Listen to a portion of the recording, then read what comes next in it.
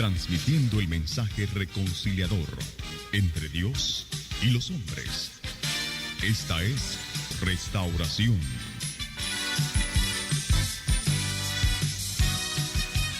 Manos llenas de ternura cautivaron mi corazón.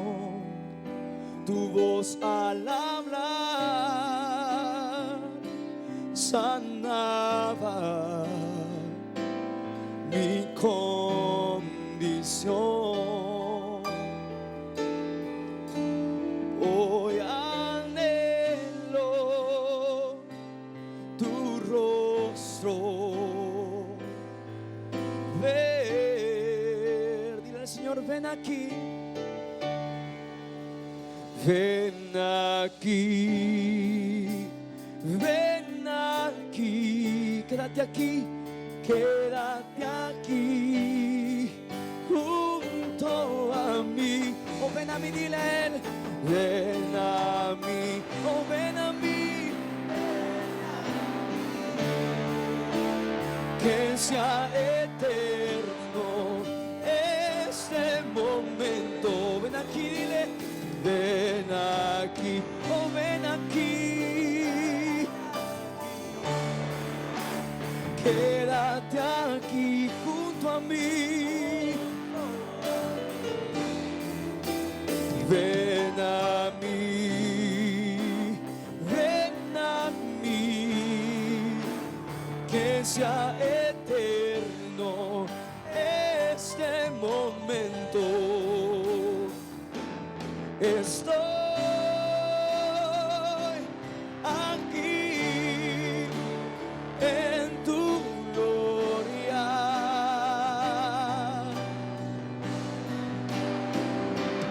Puedo sentirte aquí, tu Espíritu Santo llenándonos, tu Espíritu Santo llenándome. Dile, Señor, te amo, te amo, te amo, te amo, Abba Padre. Ven aquí, Señor, ven aquí, ven aquí, quédate aquí, Señor, junto a mí.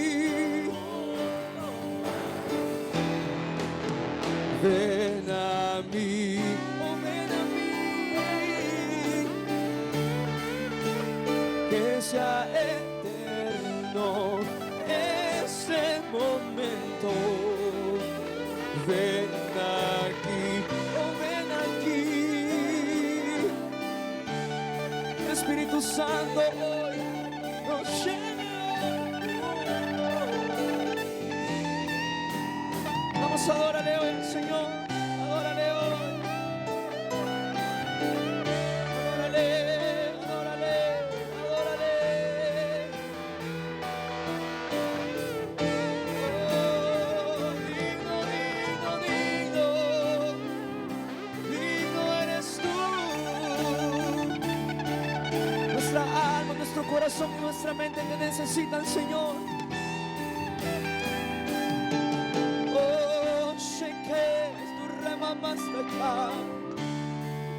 Adórale, adórale.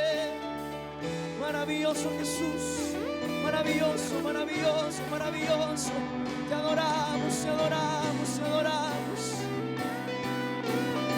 Tú eres el Dios de nuestras vidas. A ti ofrecemos alabanza y adoración, Señor. Oh, chique marreque tu shar. Oh, chique mamamas tu shar.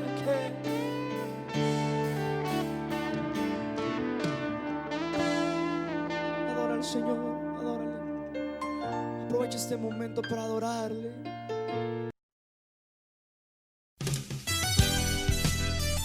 Con el potente mensaje que restaura la vida del hombre. Restauración.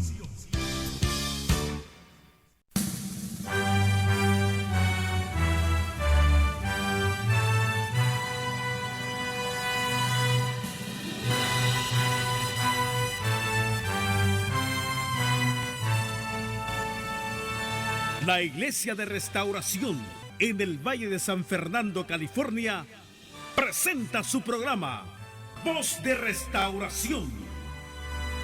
Acompáñenos, ya que el mensaje de hoy tiene propósitos para su vida. Y ahora con usted, la voz de este día.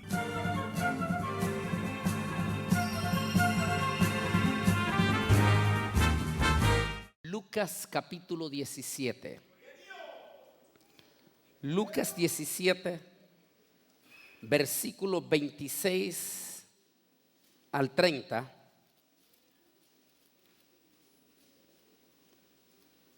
Y luego saltamos ahí al versículo 34, 36. ¿Están listos? Leemos la palabra del Señor en el nombre del Padre, del Hijo y del Espíritu Santo. Y como fue en los días de Noé, así también será en los días del Hijo del Hombre. Comían, bebían, se casaban y se daban en casamiento, hasta el día en que entró Noé en el arca y vino el diluvio y los destruyó a todos. Asimismo, como sucedió en los días de Lot, comían, bebían, compraban, vendían, plantaban, edificaban. Mas el día en que Lot salió de Sodoma, llovió del cielo fuego y azufre y los destruyó a todos. Así será el día en que el Hijo del Hombre se manifieste. Versículo 34. Os digo que en aquella noche estarán dos en una cama. El uno será tomado y el otro será dejado. Dos mujeres estarán moliendo juntas. La una será tomada y la otra será dejada. Dos estarán en el campo. El uno será tomado y el otro será dejado.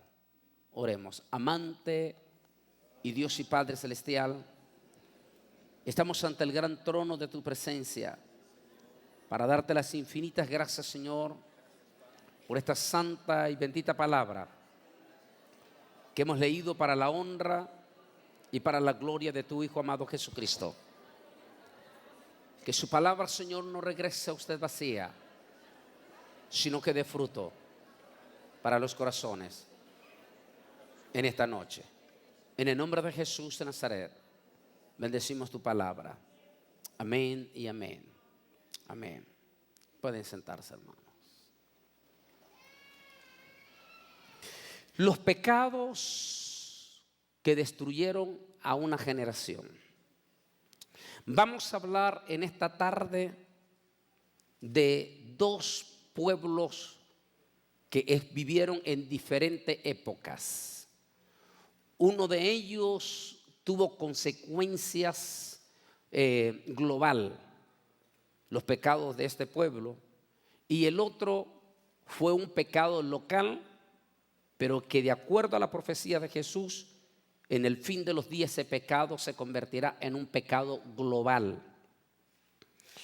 Entonces vamos a hablar de esos dos pueblos, los pecados que destruyeron esos dos pueblos. El primero de esos dos pueblos que vamos a hablar esta tarde es el pueblo de la generación de Noé. Y es muy importante que toquemos esto, y tengo un estudio que en nuestra oficina no lo han seguido reproduciendo, pero que es lo más profundo y que recomiendo para los jóvenes, porque responde múltiples de preguntas a los jóvenes, y se llama Una generación que desapareció, de Noé. Noé, cuando la historia de Noé se escribe cuando están finalizando los primeros 2000 años. Oiga bien, mire cómo coinciden todas las cosas. Cuando han finalizado los primeros 2000 años. Yo quiero que me ponga mucha atención en esto.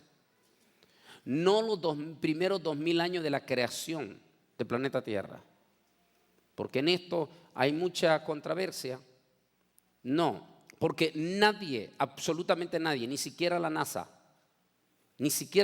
hoy en día puede decir cuántos años tiene la Tierra de creada. La respuesta es muy sencilla. Lo digo en ese tema que tenemos una generación que desapareció.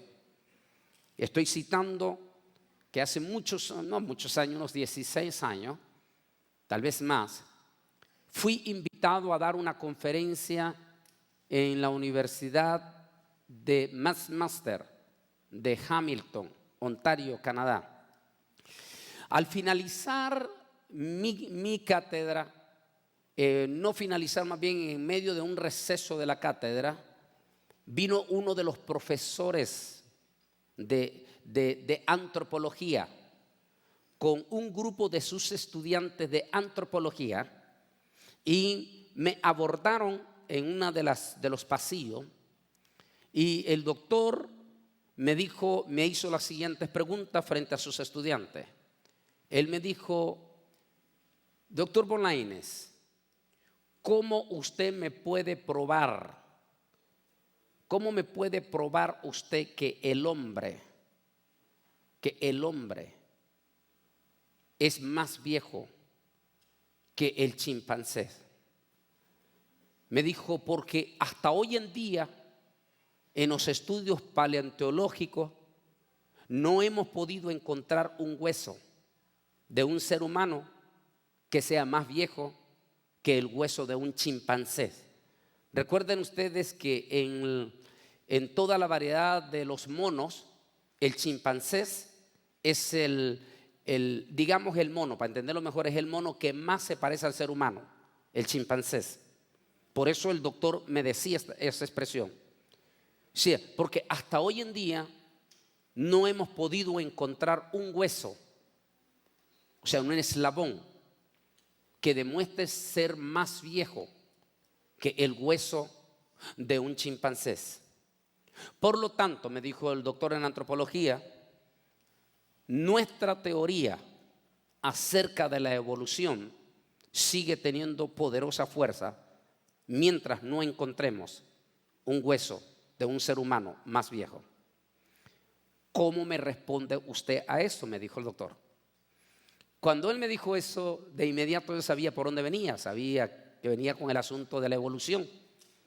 Así es que le dije: doctor, le voy a responder si usted primero me contesta una pregunta. El doctor me dijo: adelante. Le dije: doctor, ¿qué significa para usted la palabra eternidad?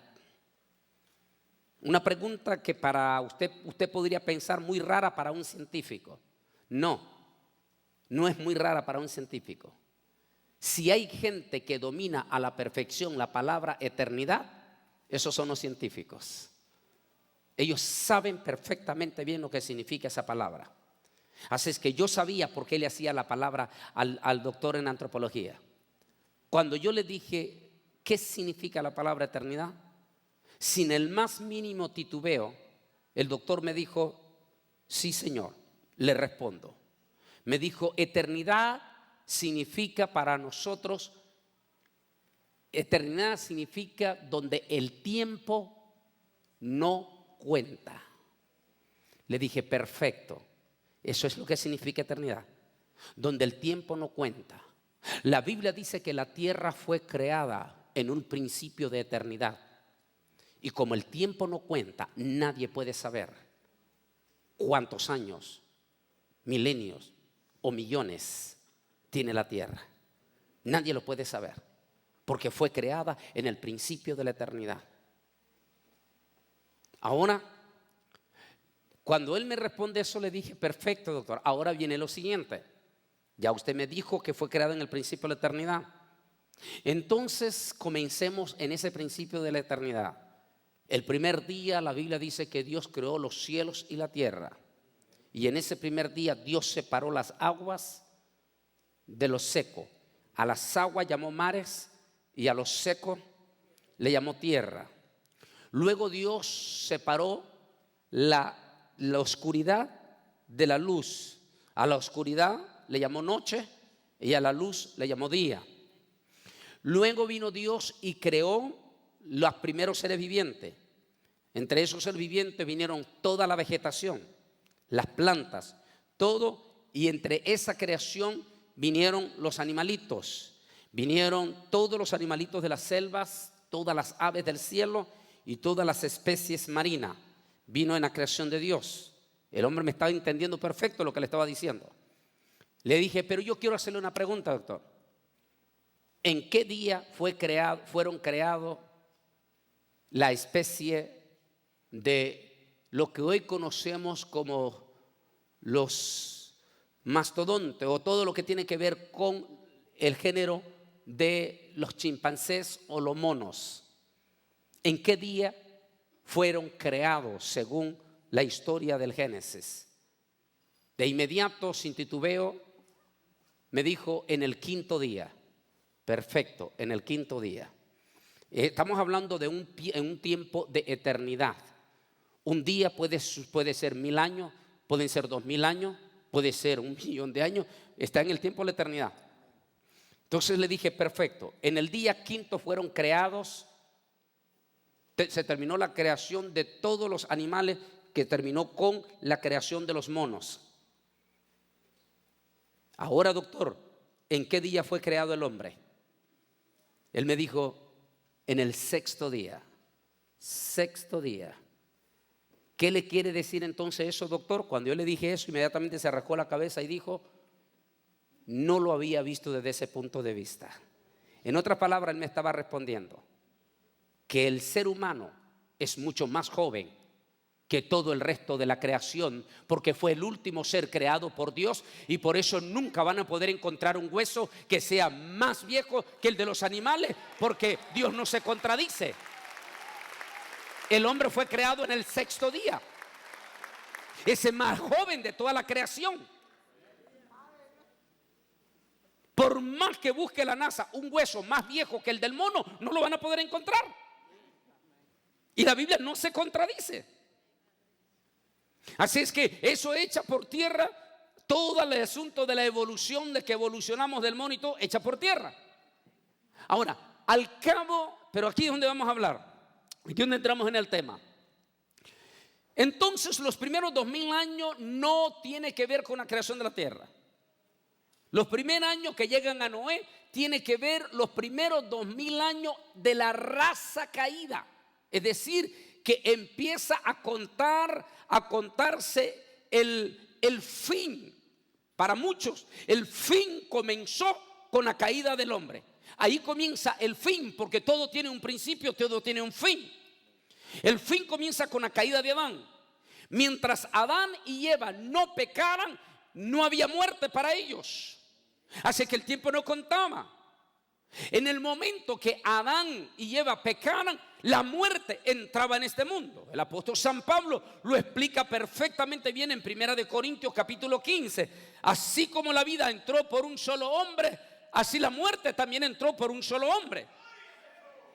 Entonces, cuando Adán pecó, al pecar Adán entró la muerte.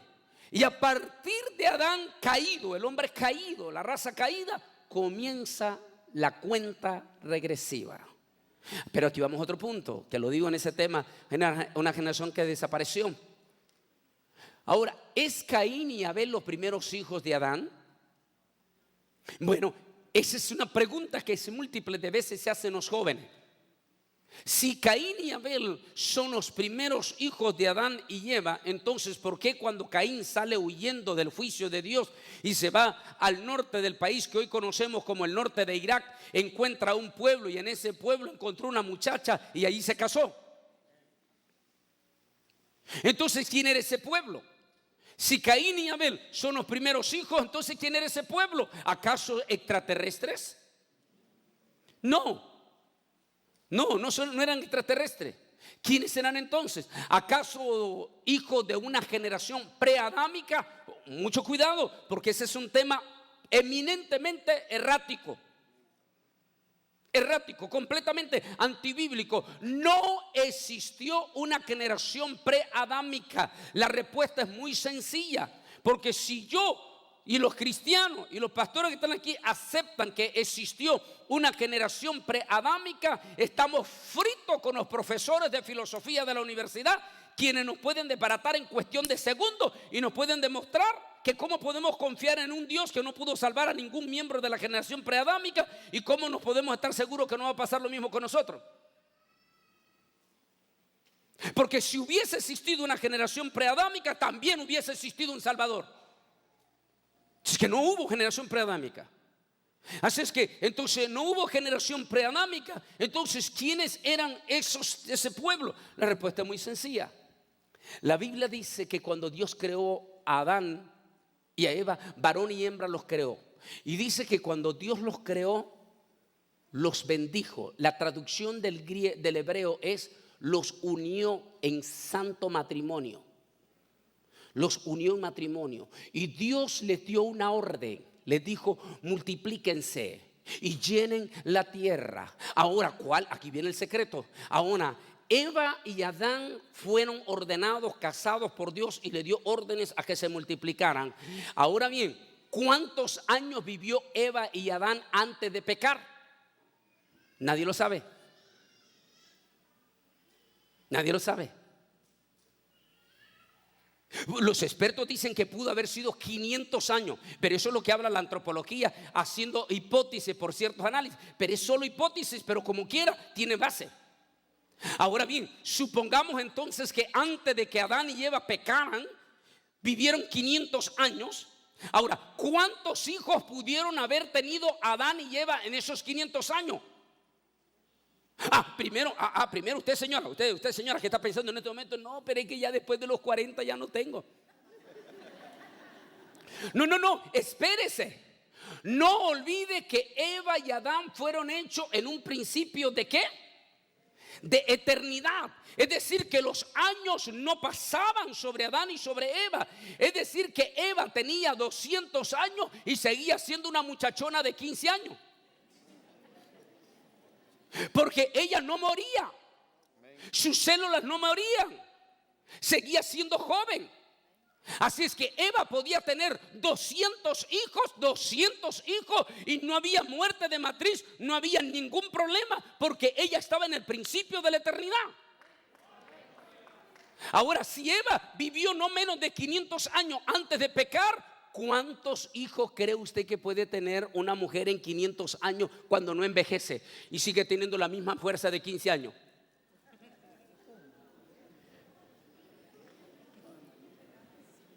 ¿Cuántos hijos?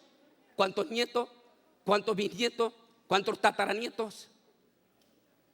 Le responde eso entonces: ¿dónde encontró esposa Caín? Ahora aquí vamos al otro lado.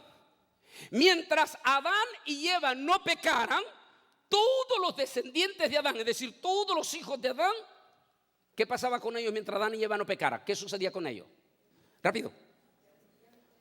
No había muerte sobre ellos. ¿Qué sucedió para todos los descendientes de Adán cuando Adán y Eva pecó? ¿Qué sucedió con ellos? La muerte traspasó.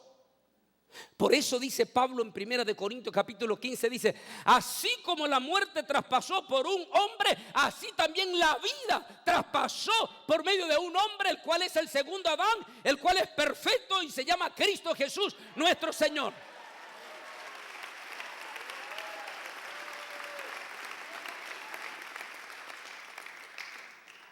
Ahora bien, Adán y Eva han pecado. Lo vimos precioso esta mañana cuando el diablo los engañó con los cuentecitos que los está engañando Guillermo Maldonado y Cash Luna a ustedes. Con la famosa doctrina de la metafísica. Ricardo Rodríguez de Colombia está hasta las narices, pero hasta en la copetilla metido. Y este señor masónico, porque sí es masónico, porque anda con una espada de los templarios. Vaya, ya casi que le van a hacer un homenaje allá en Michoacán, porque anda con los templarios de Cristo con la famosa espada y le hace el homenaje masónico. Es que es así y así, en esa manera. Es la famosa pirámide con el ojo en el centro. Estoy hablando de Alberto Motesi. Que es muy extraño que un predicador esté haciendo ese rito completamente de la masonería, que se llaman los templarios de Cristo, que es masonería, una orden secreta, orden ultra secreta del satanismo. Y que a múltiples de pastores, este señor Alberto Motesi, les hace este rito en público, y los evangélicos lo aplauden sin darse cuenta que ese es un rito 100% satánico. Qué triste que nuestra iglesia no está investigando, no está estudiando. Así que a mí no me sorprende cuando Alberto Motesi va donde Ricardo Rodríguez y comienza a decir: de oída había oído y nada de lo que me habían contado, y ya viene el otro y le pone la cabeza y ¡paz! Cae patas para arriba. Esta mañana lo vimos en profundidad, cómo en este movimiento sí se operan esos famosos milagros de las caídas, de los supuestos espíritus de risa y de espíritus de borrachera, y de qué origen viene eso. Ya lo hablamos en esta mañana en profundidad en todo eso. Bien, cuando Adán y Eva pecaron delante de Dios, se volvieron mortales. Ahora aquí viene la pregunta: ¿quiénes fueron los primeros dos hijos que le nacieron a Adán y a Eva ya como mortales? Dígame, el que me lo diga rápido, que el pastor lo invita a comer, corriendo. ¿Quiénes fueron? Caín y Abel. Es lógico, ellos son los primeros hijos. ¿En qué? En la raza caída. Ahí está. ¿Por qué la Biblia no se confunde? Entonces, Caín y Abel son los primeros dos hijos. Caín representa al ser humano caído, a ese ser humano que cree que con sus fuerzas, que cree que con su yo, él puede alcanzar los objetivos de Dios.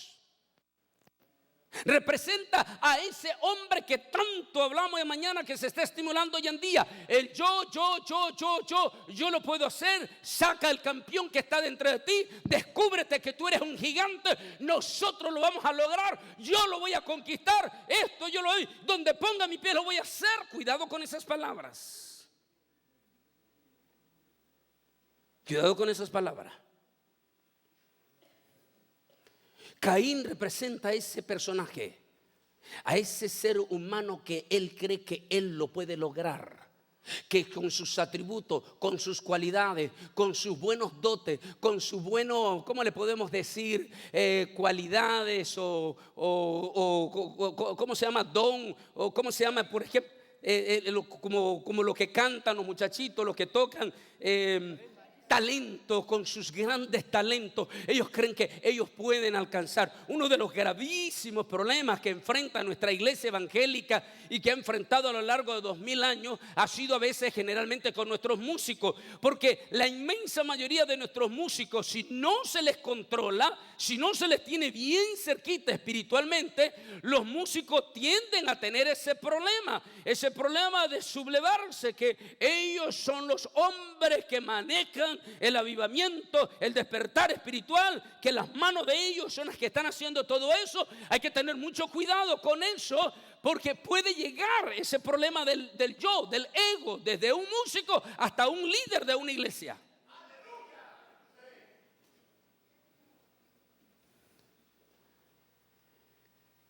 Caín representa a esa persona. Abel representa a ese ser humano que reconoce que a pesar de todas sus cualidades, de todos sus talentos que él tiene, reconoce que todo eso no le sirve para presentarse delante de Jehová, sino que para presentarse delante de Jehová se necesita un corazón constricto y humillado. No despreciarás tú, oh Dios, dijo el rey David. Un día los dos se presentaron delante de Yahvé. Vino Caín con su propia ofrenda. Y alguien dice: pero qué injusto que es Dios, qué de malo estaba haciendo Caín. La Biblia dice que Caín vino delante de Dios y trajo el fruto de su sudor. Trajo él una ofrenda del fruto de su sudor. Pero la Biblia dice que esa ofrenda desagradó a Dios. ¿Por qué? Ya lo dijimos. Caín vino con aquel espíritu de soberbia del pecador. No estoy diciendo que no anhela buscar a Dios. Claro que sí, desea buscar a Dios. La inmensa mayoría de los pecadores desean buscar a Dios, pero lo quieren hacer bajo sus propias normas. Y la salvación no se consigue bajo nuestras propias normas, sino que la salvación es un regalo que viene directamente del cielo.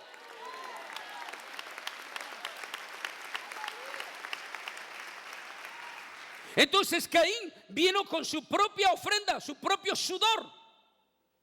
Del sudor de su frente, como demostrándole a Dios: Señor, aquí está el sudor mío, los $1,000 del pacto, los $10,000 del pacto, las llaves de mi carro, la escritura de mi casa, tiene el poder de comprar la gloria tuya. Pero la Biblia dice que aquella ofrenda desagradó a Dios. Mientras que Caín, su otro hermano, la Biblia dice que Caín trajo un regalo a Dios, una ofrenda a Dios, y consistió en un cordero. ¿Por qué un cordero? Vaya la historia. Caín había agarrado bien el mensaje de la caída de su papá y de su mamá. Cuando Adán y Eva pecaron delante de Dios y fueron destituidos de la gloria de Dios, en su eterno amor y misericordia, Dios le dio una oportunidad más a Adán y a Eva. La oportunidad de restaurarse, de pedir perdón. La Biblia dice que por lo que se ve, los dos aceptaron esa restauración. ¿Y qué ofrecieron para aceptar esa restauración? Ofrecieron un cordero. Era un sacrificio de sangre de cordero, símbolo del Señor Jesucristo. Y así es que Abel había entendido bien el mensaje. Se dio cuenta que una ofrenda, un sacrificio grato delante de Dios, un sacrificio de sangre del cordero, era lo que podía alcanzar el perdón de Dios. Así es que la Biblia dice que cuando Abel ofreció aquel cordero, agradó a los ojos de Dios. Amén. Cuando Dios se agradó de Abel, el religioso Caín se enfureció. ¿Y quién es este santulón? ¿Y qué se cree en estos santilones anticuados? ¿Y qué se cree en estos legalistas? ¿Y qué se cree en estos envejecidos evangélicos? Y empezó el odio religioso. Qué interesante, ¿no? Porque como que la historia se está repitiendo. ¿No es esa la crisis que está pasando en nuestra iglesia? ¿No está en este momento el pueblo de Dios en estos dos bandos? Los evangélicos que deciden contra viento y marea mantener sus principios doctrinales. Estos evangélicos que deciden mantener sus principios doctrinales están recibiendo una campaña gigantesca de difamación, de calumnia, y los acusan de ser anticuado, envejecido. Evangélicos del vino viejo, dicen ellos. Pero qué bueno. Me siento orgulloso cuando dicen que soy evangélico del vino viejo. ¿Sabe por qué? Porque Jesús dice que nada puede sustituir al vino viejo.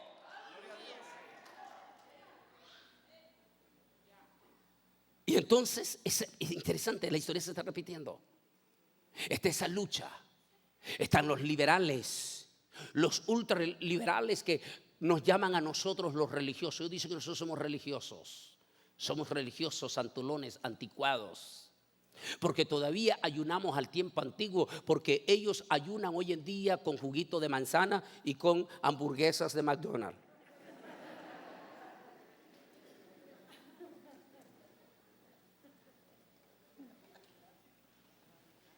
Pero la Biblia dice que agradó a Dios la ofrenda de Abel.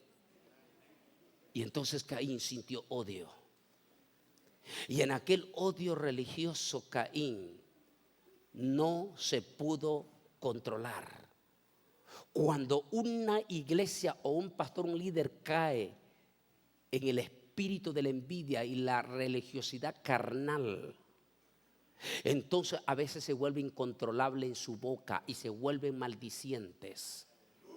Maldicen a sus miembros y advierten e intimidan a sus miembros que si usted se va de esta iglesia le va a ir mal, va a fracasar en sus negocios, va a tener accidente. Y que si alguna niña de sus niñas se le enfermó, de una vez lo dice desde el púlpito, le está pasando a la fulanita, ahora está su hija muriéndose en el hospital, le está pasando porque está en juicio de Dios por cuanto se fue de aquí. Eso no es verdad. La Biblia prohíbe que nosotros los cristianos seamos maldicientes. En 1 Corintios dice que los maldicientes no entran al reino de los cielos. Cuando usted, escuchen los que están viendo televisión, donde están las cámaras, la más para dirigirme. Cuando usted de los que están, no sé dónde, cuál de las cámaras que tengo más de frente, cuando alguien, escuche usted que me está viendo en esta televisión, que está viendo acá, cuando alguien de estas iglesias hereje y le amenaza a usted, mi querido hermano, y te amenaza diciendo que si te vas de su iglesia te van a caer maldiciones y todo esto y toda una serie de cosas más, y te amenace el pastor, párate y dígale: pastor, parece que usted no conoce la Biblia. Le voy a recomendar, le voy a comprar una y se la voy a regalar para que lea 1 Corintios, donde dice que los maldicientes no entrarán al reino de los cielos. Dios no nos ha mandado a maldecir, Dios nos ha mandado a bendecir. Somos para bendición, no para maldición. Somos la sal de la tierra. Para sazonar, para dar el gusto con la palabra.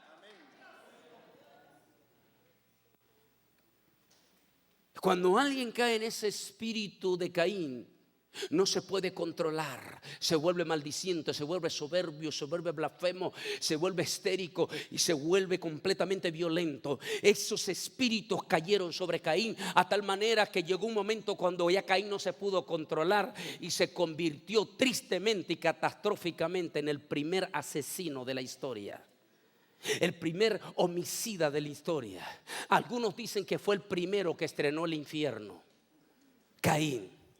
Así es que cuando Caín mata a su hermano Abel, Dios, vamos a ya esto ya lo conoce la demás historia, Dios maldice a Caín y Dios lo maldice de 7 generaciones por 7 generaciones hasta el fin de las generaciones. Estoy citando como lo dice el hebreo.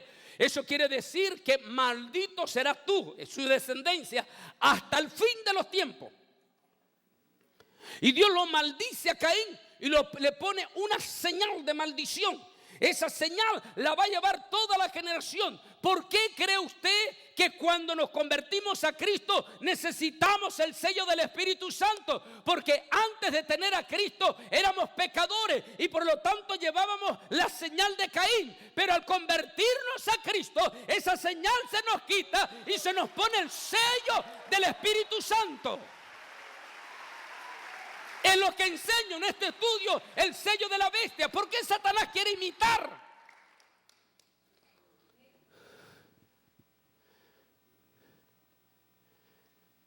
Y la Biblia dice que Caín fue maldito. Y Caín salió huyendo de Jehová. Con el espíritu de miedo, huyendo se fue hasta los confines del norte de Irak. Allí Caín encontró un pueblo que ya sabemos de quiénes eran descendientes. Allí Caín emparentó con ese pueblo. ¿Qué fue la peor desgracia que le pasó a ese pueblo cuando llegó Caín? A ver, el que me lo diga aquí, ahora sí, dígamelo a ver. ¿Qué fue la peor desgracia que le pasó a ese pueblo cuando llegó Caín? La peor desgracia fue que Caín emparentó con ese pueblo. Al casarse Caín con una de las hijas de ese pueblo, la maldición traspasó por ese pueblo y ese pueblo se convirtió en pueblo maldito. Hasta hoy en día la Biblia prohíbe en que los hijos de Dios tengan ese contacto. Pero la Biblia dice que después Dios consoló a Eva como madre. Lloró la muerte de su hijo Abel. ¿Por qué lo lloró? Porque seguramente ellos sabían que era un muchacho consagrado. que era un hombre temeroso, un muchachito temeroso. Y la Biblia dice que al cabo del tiempo Dios consoló a Eva y a Adán y le dio otro hijo en su lugar de Abel. ¿Cómo se llamó este hijo? Set. Y dice aquí comienza la historia. Y dice que en Set comenzaron a invocar el nombre de Jehová. Y allí comienza una descendencia, una generación que más tarde se le va a conocer como los hijos de Dios, como los hijos de Dios. Al crecer ellos, los nuevos hijos de Dios, ellos conocieron por supuesto de la maldición de Caín y conocieron todas las consecuencias que conllevaba si ellos se relacionaban con la generación de Caín. Ellos sabían que si ellos se mezclaban con la generación de Caín, la maldición iba a traspasar sobre ellos. Así es que ellos, como temerosos de Dios, van a crecer paralelamente en el mismo mundo, con la misma gente, con los descendientes de Caín. Paralelamente van a crecer por 2000 años los dos pueblos separados, es decir, viviendo juntos pero no revueltos, juntos pero no mezclándose. Exactamente por 2000 años los hijos de Dios y los hijos descendientes de Caín juntos. Los hijos de Dios respetando la orden que Dios le había dado en cuanto a no mezclarse con los descendientes de Caín, por cuanto traerían graves consecuencias. Pero al cabo de 2000 años, la generación que es la que conoce como la generación de Noé, viendo los hijos de Dios, nótese en Génesis que dice cuando empezaron a multiplicarse, al cabo de 2000 años se habían multiplicado y ya eran una multitud. Por supuesto que los descendientes de Caín eran mayoritarios, porque recuerden que Caín ya le llevaba adelantado todo un pueblo, eran mayoritarios en ese momento. Al cabo de 2000 años los descendientes de Caín eran una multitud y los descendientes de los hijos de Dios comparados a los descendientes de Caín eran unos 4. Así es que dice el historial ahí bíblico, dice que al cabo de 2000 años, que viendo los hijos de Dios que las hijas de los hombres eran hermosas, tomaron el original.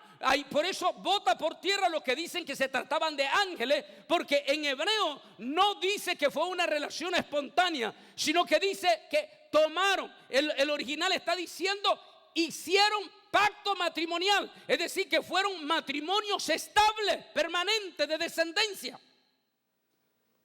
Eso no se puede hacer con ángeles, sino solamente con humanos. Y dice que viendo los hijos de Dios que las hijas de los hombres eran hermosas, hicieron matrimonios mixtos.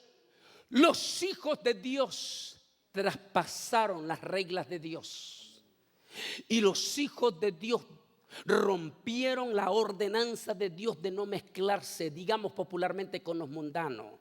Porque ninguna relación, dice el apóstol San Pablo, hay entre la luz y las tinieblas. No os unáis en yugo desigual, dice el apóstol San Pablo, porque eso va a traer gravísimas y graves consecuencias. Bueno, ya vamos a ver si es cierto eso, ya vamos a llegar al tiempo. Entonces dice que cuando comenzaron los hijos de Dios a mezclarse al cabo de 2000 años, la maldad de los caínistas ya era exageradamente grande, ya era una generación violenta, criminal, asesina, mentirosa, envidiosa, soberbia, orgullosa, y la maldad había crecido a gran extremo. Y el colmo de esa maldad es cuando los hijos de Dios, que era lo poquito bueno que quedaba en la generación de Noé, esos hijos de Dios traspasan la línea divisora y la cosa en esa generación se complica, porque la maldad lleva a rebalsar la copa de Dios.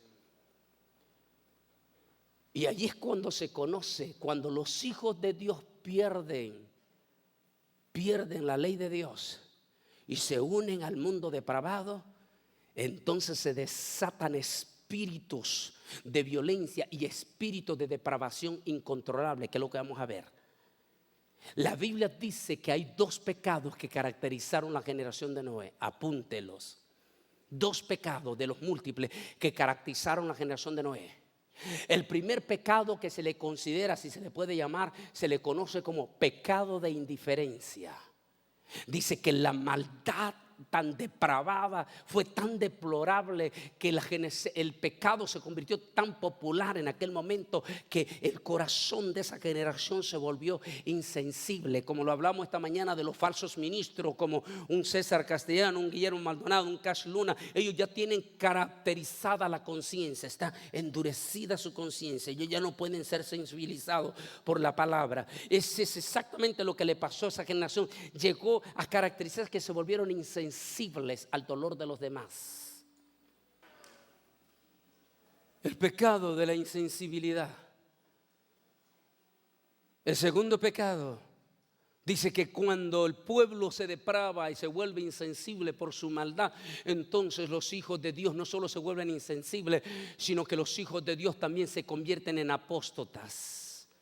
Cuando se convierten en apóstatas es cuando ya es la última gota, y es cuando Dios dijo: no contenderá mi espíritu con el hombre.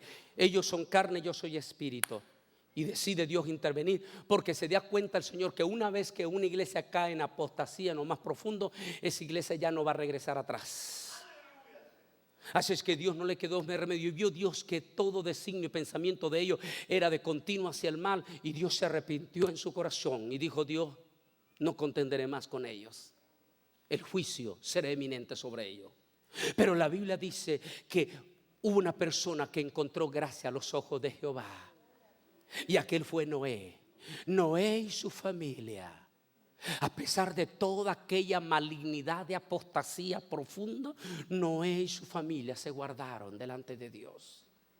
Y Noé encontró gracia ante los ojos de Dios. Entonces Dios dijo: ¿sabe qué? Lo voy a proteger dentro del mundo ahora que voy a mandar mi juicio. No, Dios se dio cuenta que el juicio tenía que ser global e universal. Y la única manera de salvar a Noé era sacándolo. El arrebatamiento de la iglesia. Acabo de rehacer, y lo hice apenas en junio pasado, lo quise hacer de nuevo, este estudio que se llama Momentos antes y después del rapto. Le decía esta mañana al hermano Pérez, lo hice con una defensa profunda, porque el ataque número uno ahorita, aún en las iglesias sanas, es contra el rapto. Porque están diciendo que la iglesia ya no va a ser arrebatada, cuando en este momento el arrebatamiento lo tenemos prácticamente frente a nuestras narices, en estos instantes. Entonces, la apostasía, aquí viene. El segundo pecado de la generación de Noé fue apostasía. Cuando los hijos de Dios se mezclan con el mundo, entonces se desata la ira de Dios. ¿Por qué cree usted que a mí me preocupa lo que está pasando en Guatemala? Me preocupa lo que está pasando en Costa Rica.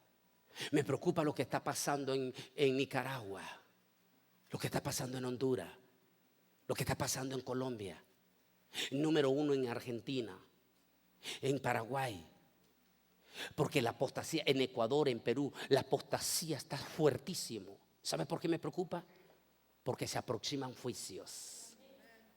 Y en un país, en una ciudad, en un pueblo, cuando la iglesia evangélica en su totalidad cae en apostasía, quiere decir que esa ciudad es inevitable el juicio.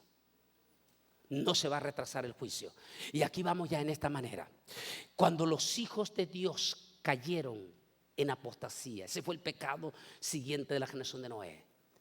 Hoy la historia se está repitiendo, santo Dios. Hoy en la inmensa mayoría de las iglesias ya no se predica de estos 5 temas. No, ya no se predica. Hoy no se predica del pecado. Oh, qué vergüenza y qué doloroso y qué triste fue escuchar hace aproximadamente 4 años a un periodista de la CBS. Este periodista inconverso de la CBS entrevistó a Joel Osteen. El periodista de la CBS dijo las siguientes palabras: Pastor Osteen, le dijo, durante semanas hemos estado en sus cultos aquí en su iglesia con cámaras escondidas, y le empiezan a mostrar las imágenes, y le dice Pastor Osteen, le dice, en toda esta semana que hemos estado en sus iglesias nunca le hemos oído predicar a usted contra el pecado, y en todos estos cultos hemos visto innumerables de parejas de gay acariciándose mientras usted predica, y usted nunca les ha predicado predicando de que eso es pecado. ¿Cómo responde?, le preguntó el periodista Joel Osteen. Y Joel Osteen le respondió, le dijo: usted tiene razón, en nuestra iglesia no hablamos de pecado para no asustar a nuestra gente. Qué triste. Esa es la política hoy en día en las grandes mega iglesias. Dígame cuándo Guillermo Maldonado predica contra el pecado en su iglesia. Nunca. No quieren predicar pecado, porque ellos quieren que la gente se sienta bien, se sienta confortable, que no sea confrontado con su pecado. Es decir, estimular el alma pero sin arrepentimiento. Nunca se habla. Hoy en múltiples iglesias ni se menciona la palabra pecado. Eso es tan profundo que lo podemos ver aún en nuestros propios cantantes.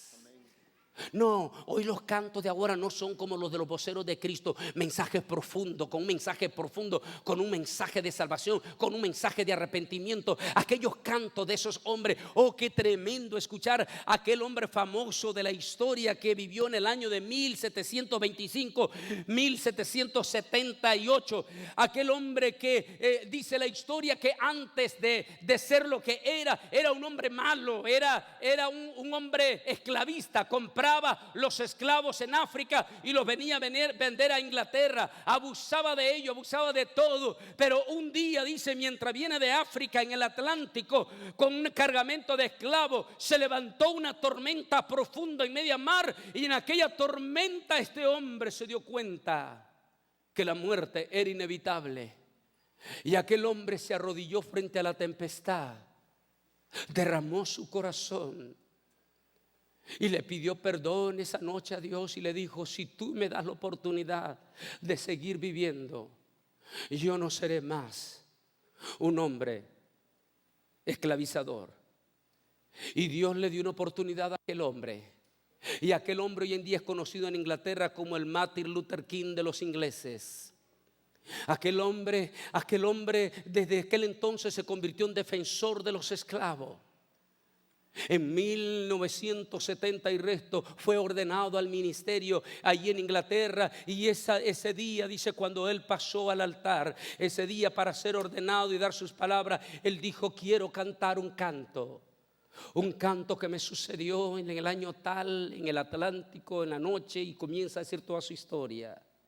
Esa noche, dijo, entre la tempestad yo me arrodillé y ahí nació ese canto.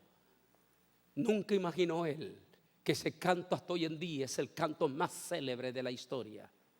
Sublime gracia. Que siendo un pecador, Dios me salvó. No, hoy no se canta eso. Hoy se canta solamente del alma. Yo lo soy, lo voy, y que vamos, que vamos y que vamos y que vamos.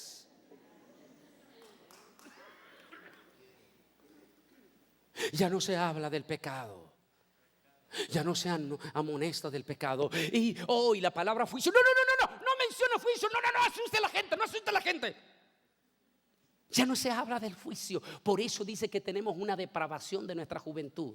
Las estadísticas dicen que hoy en día los jóvenes cristianos, la inmensa mayoría de las jovencitas cristianas, nuestras jovencitas, nuestras niñas cristianas, no se están casando con cristianos, se están casando con inconversos. La inmensa mayoría de nuestros jovencitos cristianos no se están casando con jovencitas cristianas, se están casando con jovencitas inconversas. Esa es la realidad cruda que estamos viviendo. Porque estos jóvenes no sienten incomodidad. No hay mensaje de juicio, no hay advertencia que la consecuencia del pecado es el juicio.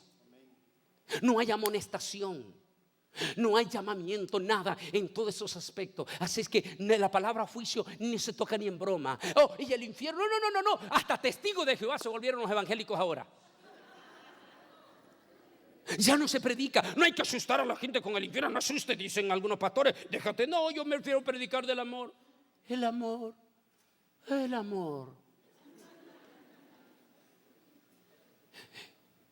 Pero existe la verdad de un infierno.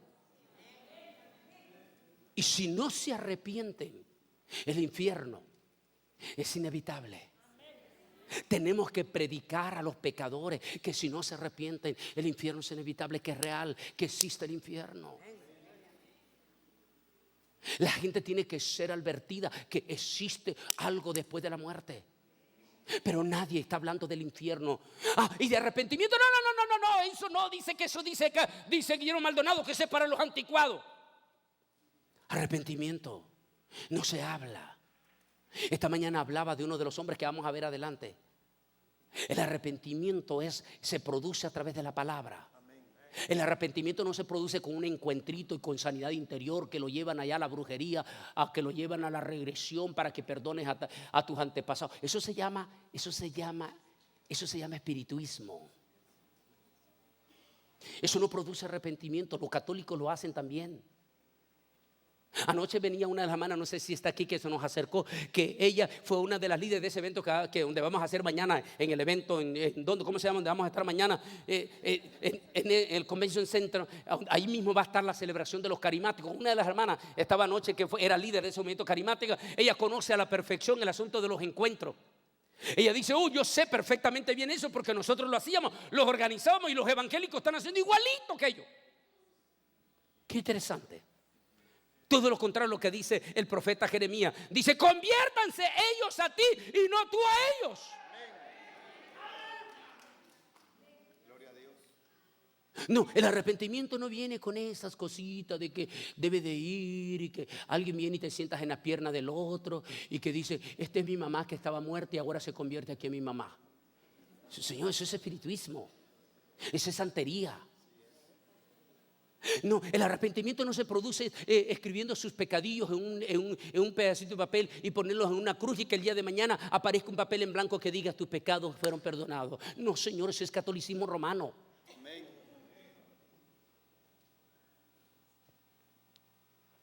El arrepentimiento se produce cuando la palabra se predica tal como es, porque la palabra es espada de dos filos que penetra hasta partir el alma, las coyunturas, los tuétanos. ¿Con qué limpiará el joven su camino?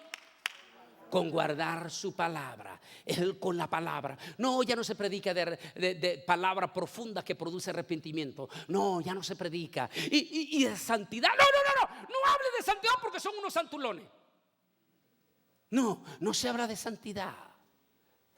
Es horrible. Iglesias, aquí mismo en Los Ángeles, aquí donde estamos en Los Ángeles, iglesia donde tienen en el altar jovencitas bailarinas. No, Señor, no jovencitas danzantes, jovencitas bailarinas, vestidas con ropas exóticas. Y la multitud de jovencitos con los grandes ojotes saliéndosele. Están desatando espíritus de laxivia en el lugar santo de Dios. Eso es blasfemia, eso es profanación del nombre de Dios. Eso es lo contrario de santidad. No, ya no se predica santidad. Se predica depravación, se practica depravación. Se han corrompido. Por eso dijo Amós, quita de mí a tus cantantes. Hoy, ahora los cantantes no se quieren parecer a Cristo, sino que se quieren parecer a Ricky Martin. Como Ricky Martin sale con la camisa por fuera y sale así todo con la camisa por fuera y todo, entonces también ellos quieren salir así con camisa por fuera. Como Ricky Martin sale en el altar con jean, con blue jean, entonces ellos también quieren cantar con blue jean. O sea, señores, no deberían de ellos de convertirse a nosotros y no nosotros a ellos. Conviértanse ellos a ti y no tú a ellos, dice la palabra del Señor.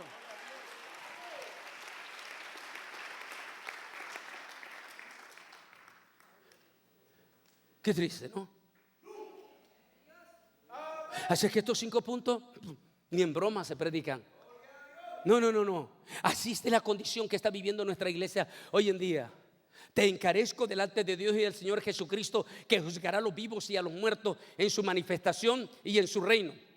Que prediques la palabra, que instes a tiempo y fuera de tiempo. Redarguye, reprende, exhorta, dice la palabra del Señor, primera de Timoteo capítulo 4, 1, 2. Pero yo ahora quiero que me ayuden, ahora sí, quiero que me ayuden y por favor, no quiero que lo hagan en silencio, sino duro, que el diablo se asuste. Gloria a Dios. A ver, léanme en voz alta, todos los que pueden leer de aquí adelante. Los de adelante, yo a los de atrás se los perdono, pero los de adelante sí, que le ayuden a los de atrás. Léanlo en voz alta, todo, a la 1, a la 2, a la 3, léala.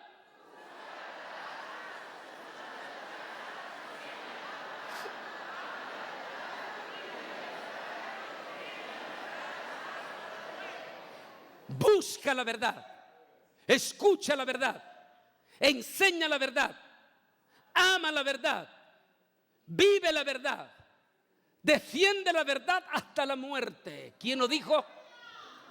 John Hus. ¿Y quién fue John Hus? Esta mañana hablé de él. El cuarto hombre, ¿de qué dije esta mañana para los que tuvieron? El cuarto hombre de mayor unción en la historia. Ese hombre sí fue terriblemente ungido. Pero qué interesante.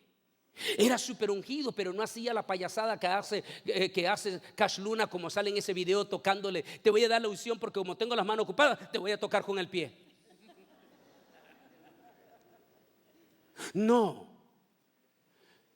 Los historiadores dicen que a pesar de que John Hus es considerado como el hombre más ungido de la historia, de mayor unción, perdón, de la historia, ni una persona se caía. Los que se caían eran los endemoniados. Pero ¿en qué consistía la poderosa unción de John Hus? No en que la gente comenzaba a reír. No. Esos son espíritus de burlones, espíritus de burla. Son demonios. No, ¿en qué consistía la unción? La historia dicen que cuando John Hus comenzaba a predicar, la gente empezaba a llorar. Los vecinos de las casas, las señoras tiraban las cacerolas a un lado, dejaban de cocinar el arroz, los frijoles, lo tiraban a un lado y aquellas señoras comenzaban a pegar gritos y decían: yo necesito recibir a Jesús porque me muero. Era tan poderosa la palabra que predicaba que el pecador sentía que si no se arrepentía se moría. Necesitamos volver a escuchar mensajes que redarguyen, mensajes que toquen el alma. Ese era John Hus. ¿Y en qué momento dice esas palabras? John Hus, mártir, uno de los mártires de la Inquisición. El Vaticano lo odiaba hasta la muerte. Así que un día el Vaticano vino y lo agarró a John Hus para quemarlo. Y lo puso en la gran plaza.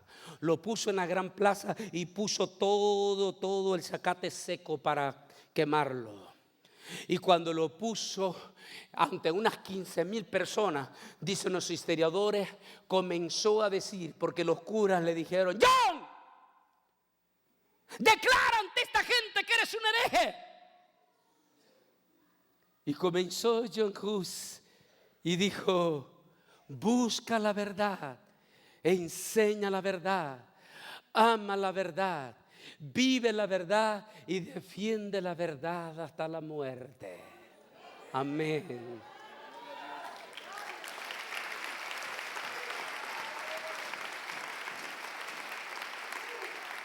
Dicen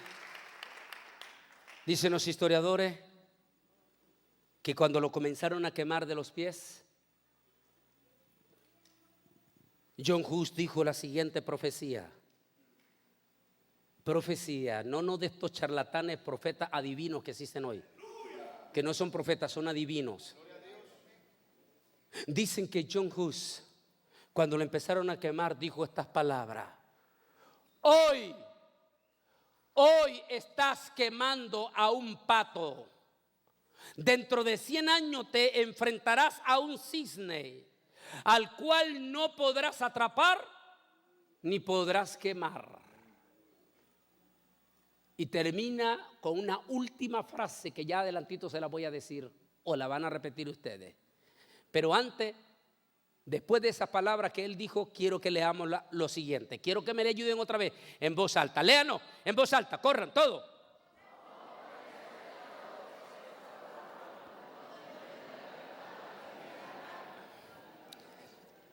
No oponerse al error es aprobarlo. No defender la verdad es... ¿Quién la dijo? Martín Lutero. ¡Wow! Otro de los tremendos hombres de Dios. ¡Wow! ¿Saben ustedes? Dice la historia que Martín Lutero es considerado como el quinto hombre más ungido de toda la historia. Para darles una idea, Martín Lutero, cuando se levantó con ese ministeriazo en Europa, a Martín Lutero le dieron el mal apodo de antorcha encendida, porque incendió todo un continente. Y las llamas de ese incendio de ese hombre llegaron hasta los Estados Unidos, hasta Rhode Island, hasta allá llegaron, hasta Nueva York, hasta allá llegaron las llamas de ese tremendo hombre de Dios, ese mensaje tremendamente ungido de él. Dicen los historiadores que un día llegaron los encopetados cardenales a Alemania, donde el príncipe de Alemania y todos los encopetados cardenalicios llegaron y le dijeron: ¡Oh, príncipe! Su santidad el Santo Padre ordena que me entreguéis a Martín Lutero porque el Papa quiere confesarlo en Roma. Confesarlo, por no decir quiere quemarlo en Roma. Y entonces el príncipe de Alemania dice: momento, a mí me gustaría escuchar a ese hombre antes de entregárselos. Algunos dicen, ahí fue el error. Porque traen a Martín Lutero y comienza Martín Lutero. Ya imagínese usted la unción que tenía, le decían antorcha encendida. Y comienza a hablar aquel hombre ante el parlamento alemán y todo eso. Y comienza aquel hombre a predicar aquel mensaje. Bam, bam, bam, bam, bam, bam, aquella palabra. Y termina diciendo: el justo por la fe vivirá. Y cuando dijo eso, el príncipe de Alemania dijo: oye, yo no veo ningún error en este hombre. Yo no veo que este hombre es un apóstata. Al contrario, este hombre es un hombre de Dios y es alemán, y por lo tanto no lo vamos a entregar al Vaticano. Él es alemán y Alemania lo va a proteger y lo va a cuidar. Lo que digo en el tema, en el libro, cuando Dios utilizó los cuervos para salvar a su profeta. Wow. ¿Saben qué? ¿Saben qué? Increíblemente, la historia dice que la palabra Hus en alemán significa pato y que la palabra Lutero es uno de los sinónimos en alemán, significa cisne. Y la historia dice que exactamente a los 100 años después de que fue sacrificado, fue quemado vivo John Hus, se levantó Martín Lutero. Martín Lutero, el Vaticano hubiera dado hasta la mitad de su reino con tal de agarrar a Martín Lutero, y el propio Papa en vivo y a todo color quería ser el hombre de encender la llama para quemarlo. Pero la historia dice que ni lo pudieron agarrar ni lo pudieron quemar, y Martín Lutero murió en su vejez y pasó con el Señor en su vejez para cumplirse la profecía de aquel tremendo profeta de Dios. En 100 años te enfrentarás a un cisne al cual no podrás atrapar ni podrás quemar. Bueno, pero sigamos hablando de estos dos célebres todavía. A ver, ayúdenme más, ayúdenme. Primero voy a leerles esto. Primero déjenme leerles esto. Tenemos todo el tiempo, ¿verdad? No estamos apurados. Sí, ayúdeme esto. Por favor, los de adelante en voz alta, ayúdeme. Dígamelo en voz alta, díganlo.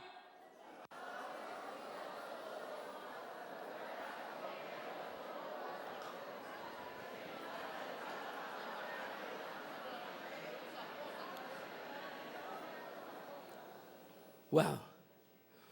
Oigan, pastor y pastor Luis, pastor César, pastores que están aquí, los pastores del movimiento misionero. Oigan, qué lindo eso, ¿no? Amén. Un pastor necesita dos voces. Uno para las ovejas y otra para los lobos. Tenemos que predicar la palabra a los hermanos en la fe y refutar la mentira de los apóstatas. Amén. pastores valientes. Aquí de las cámaras, pastores, no, pastores, los cobardes no entran al reino de los cielos. Déjense de estar escondiéndose detrás del púlpito. Empiecen a predicar y a defender a sus ovejas que están siendo atacadas por la cadena de enlaces, por los apóstotas. Defiendan sus ovejas como el rey David defendía a la oveja. Defendamos la palabra de Dios y defendamos a nuestras ovejas con el verdadero mensaje de Cristo Jesús. Esto me gusta mucho. Esto me gusta, pero me gusta muchísimo. Tanto me gusta que quiero que lo digan en voz alta a ustedes. Léanlo, léanlo, léanlo.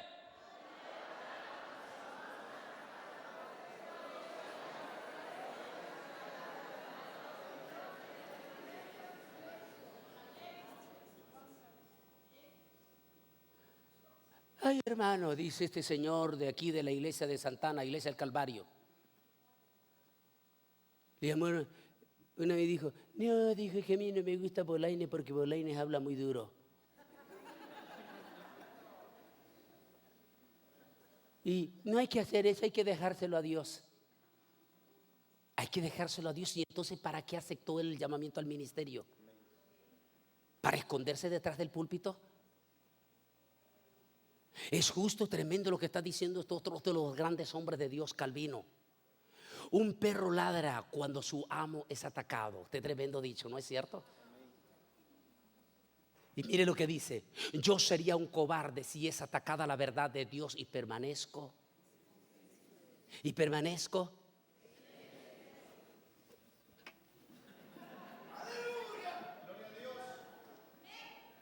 No.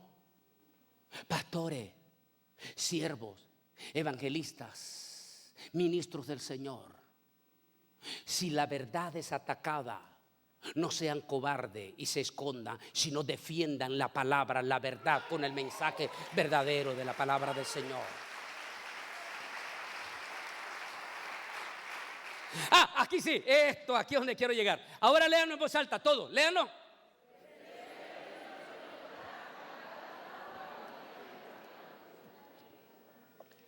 Prefiero herirlos con la verdad que matarlos con la mentira. ¿Quién lo dijo?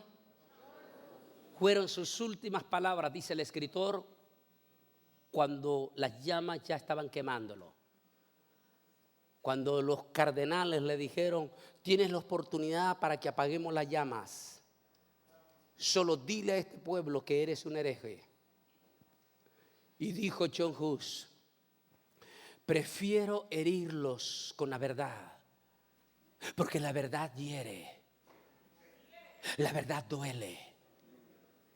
Déjeme decirle lo que le voy a decir, tengo base en un documental de Discovery.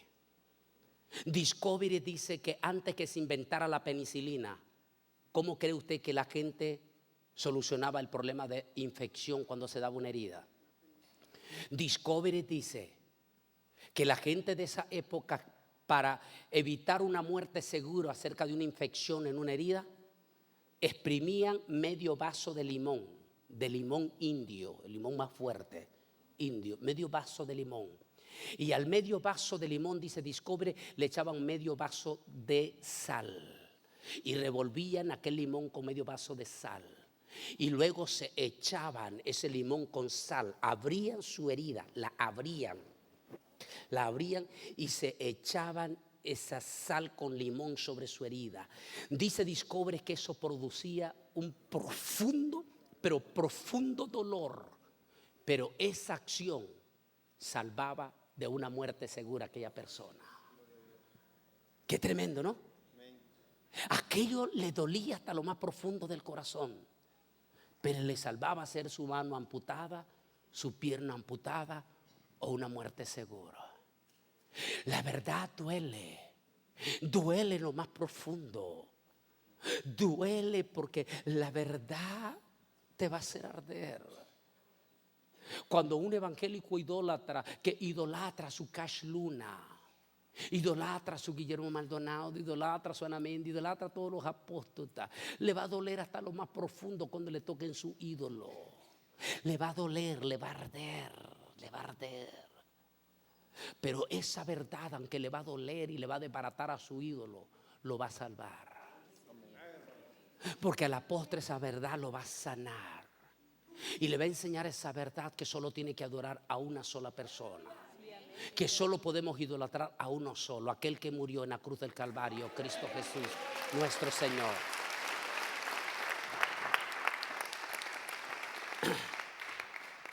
Duele. A veces tal vez les ha dolido cuando su pastor César Flores ha tenido que decirle verdades duras. Duele. Pero a veces la verdad, a veces dura, drástica. A veces nosotros no queremos aplicar esa verdad dura. Y después nos duele no haber aplicado esa verdad. El propio pastor Flores tiene experiencia de eso. Cuando uno de sus líderes cometió una falla muy grande y no aplicó, sino que tuvo misericordia. Hoy ese líder le ha ocasionado una frictura muy dura. A veces hay que ser drástico con la verdad. A veces suena duro y duele y nos arde, pero necesitamos aplicar esa verdad, porque solo la verdad nos hará libre. Y conoceréis la verdad y la verdad os hará libre. Es duro. Es duro porque a veces, como le dijo el pastor o el pastor Luis o el pastor les ha tocado decir palabras duras, pero han tenido que hacerlas, al menos para rescatar a lo que se puede rescatar de aquella infección. Cuando no hay cosa más duro que es cuando se produce una división. Las heridas más profundas, dicen los expertos, en una iglesia es una división. Porque el espíritu de división operan principios de demonios de Satanás. Es muy fácil conocer el movimiento que está del otro lado, porque se identifica por un espíritu de calumnia y de difamación. Golpea, duele, ataca a la parte más frágil. Duele.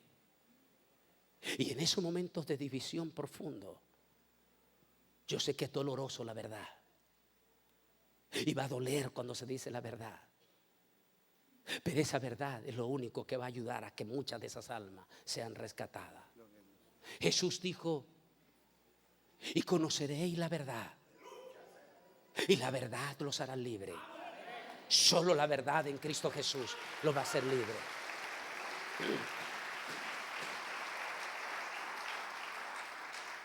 Páreme esto aquí porque ya casi termino. Ya casi termino. Esto se los quiero leer porque me gustó muchísimo. Salió en las redes sociales. Me gustó mucho. ¿Y sabe por qué? Lo agarré de este muchacho que lo sacó. Porque tiene sentido lo que él dice. Déjeme leérselo a continuación. Hermano, no juzgue. No juzguéis. Espérese un momento a decirle. Porque muchos dicen: ay, hermano Luis, tenga cuidado con no juzgar. Hermano César, tenga cuidado con no juzgar usted. Porque si usted juzga, será juzgado. Déjeselo eso a Dios. No, la Biblia sí nos da autoridad de juzgar. ¿Sabía usted? La Biblia sí nos da derecho de juzgar.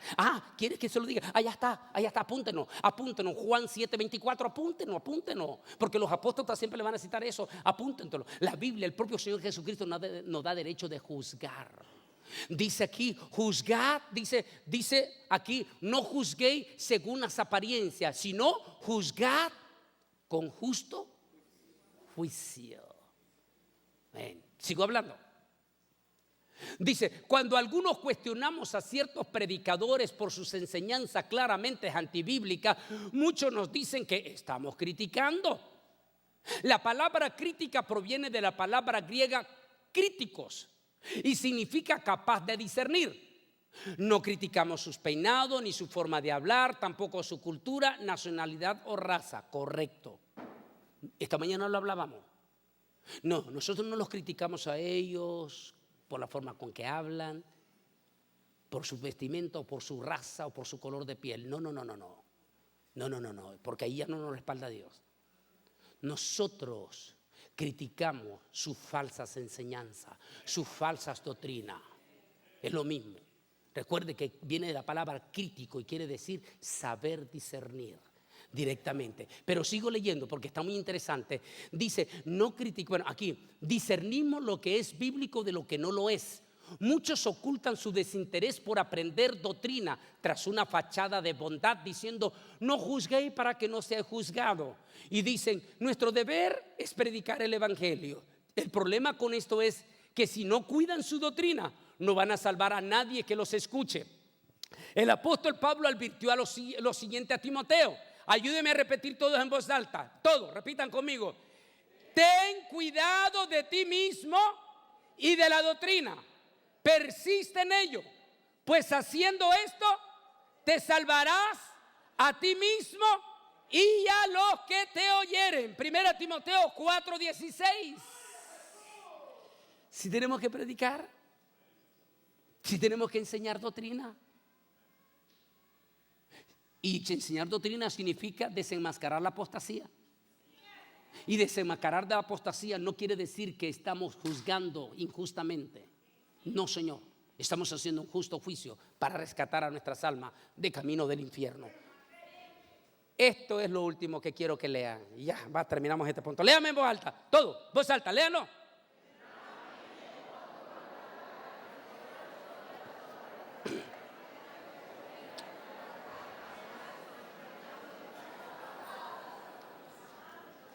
Wow. ¿Quién lo dijo? Carlos Spurgeon. Sería bueno que le lleven esto a Dante Gebel. Tal vez él nunca en su vida, cuando fue al Instituto Bíblico, bueno, hay que recordar que en los institutos bíblicos de nuestras iglesias pentecostales no les gusta leer mucha historia.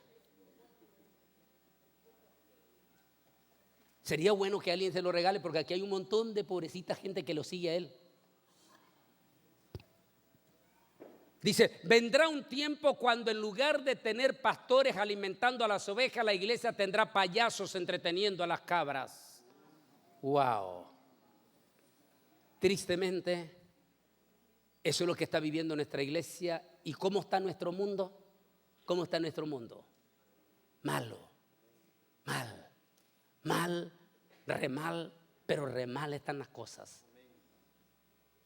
Lejos de estar teniendo paz, estamos teniendo una depravación sin precedencia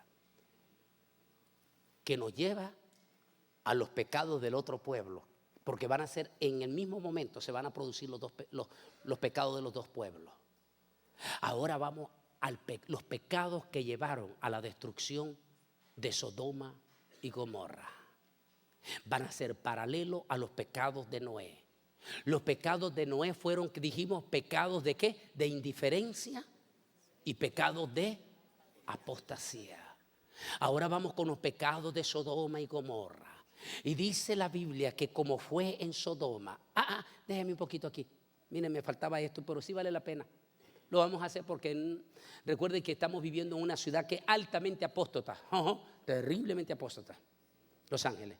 Terminemos eso para entrar ya a los otros. Ahora sí, ayúdeme a leer. Dice, óigame, la sana doctrina divide, confronta, separa, juzga, culpa, reprocha, reprueba, exhorta y refuta el error. Ninguna de estas cosas es muy estimada en el pensamiento posmoderno. Pero la salud de la iglesia depende de que nosotros nos mantengamos firmes en la verdad, ya que donde las convicciones fuertes no son tolerables, el discernimiento no puede sobrevivir. Tremenda palabra de este siervo John MacArthur, tremendo. Quería terminar ese pensamiento. Ahora vamos a los pecados de una generación. ¿Pensáis que he venido para traer paz a la tierra? Os digo, sino enemistad. De aquí en adelante 5 en la familia estarán divididos, 3 contra 2 y 2 contra 3. Estará dividido el padre contra el hijo y el hijo contra el padre, y la madre contra la hija y la hija contra la madre, la suegra contra la nuera y la nuera contra su suegra. Decía también a la multitud, cuando veis lo que sabes, cuando veis la nube que sale del poniente, luego decís agua viene, y así sucede. Y cuando sopla el viento del sur decís hará calor y lo hace. Hipócrita, Sabéis distinguir el aspecto del cielo y de la tierra. ¿Y cómo nos distinguís este tiempo? ¿No podemos distinguir? ¿Cómo es posible que Joel Osteen y que todos estos grandes apóstotas no tienen el carácter de discernir el tiempo que estamos viviendo? El pecado de Sodoma y Gomorra se conoce por dos características. Los pecados de Sodoma: pecado de sodomía, que se le conoce hoy en día popularmente como pecado de homosexualismo, y pecado de lesbianismo. Y la otra característica de los pecados de Sodoma y Gomorra fue, paralelamente al pecado de la sodomía, le sigue el pecado de violencia incontrolable. Vamos a analizarlo a la luz de la Biblia, a la luz del tiempo, si esto se está cumpliendo. Vamos a analizarlo ahí. ¿Cómo dijimos cuál fue el primer pecado de la generación de Sodoma? ¿Cómo se le llamó? Sodomía. El Señor Jesucristo dice que este pecado se va a repetir en los días del fin del mundo, pero más cerca del arrebatamiento de la iglesia. Es decir, que estas señales que estamos viendo de Noé y estas señales que estamos viendo de Sodoma no son señales del fin del mundo, sino que son señales del arrebatamiento de la iglesia. Eso quiere decir que cuando estos pecados se estén dando, el arrebatamiento va a estar. Recuerde lo que dice Jesús inmediatamente. Entonces estarán dos en el campo. El uno será arrebatado, el otro será dejado. Dos mujeres estarán en un molino. La una será arrebatada, la otra será dejada. ¿Cuándo sucede? Inmediatamente cuando estos pecados se estén dando.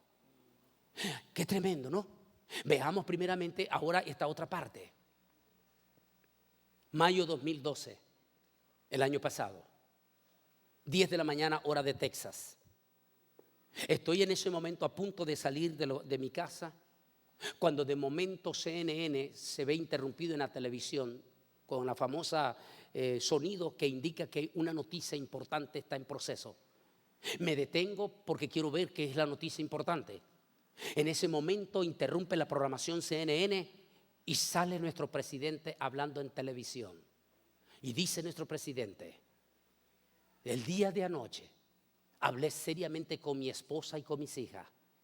Y después de hablar seriamente con ellos, he decidido anunciar que estoy totalmente a favor del matrimonio de hombres con hombres y mujeres con mujeres.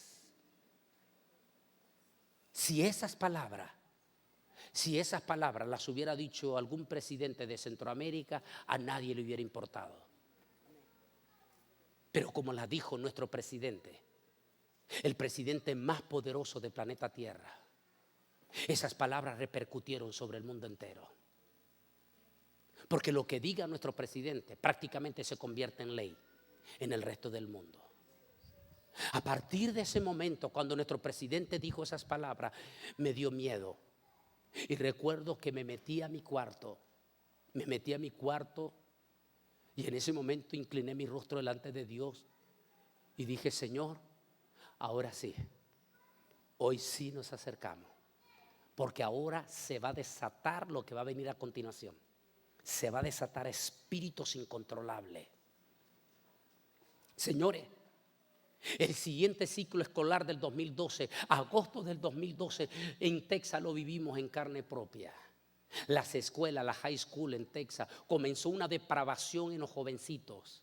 En las escuelas de Houston, niñas de 12 años besándose niñas con niñas, niños de 14 años besándose públicamente en las escuelas, niños con niños. Y los maestros en Texas, igual que California, se tienen que hacer de la vista gorda.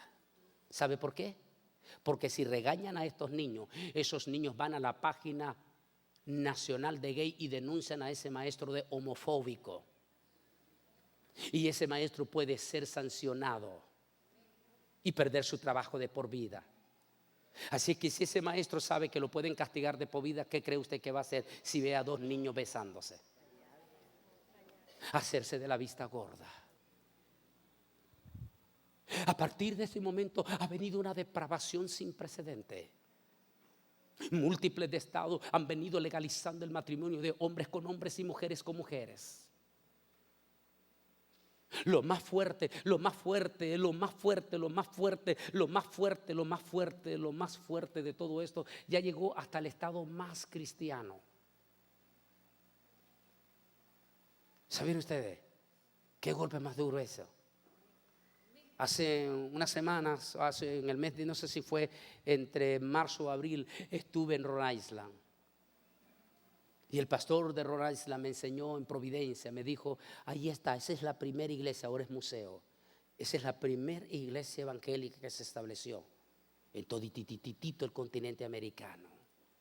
Rhode Island, la primera ciudad evangélica de los Estados Unidos, el primer estado de los Estados Unidos evangélico.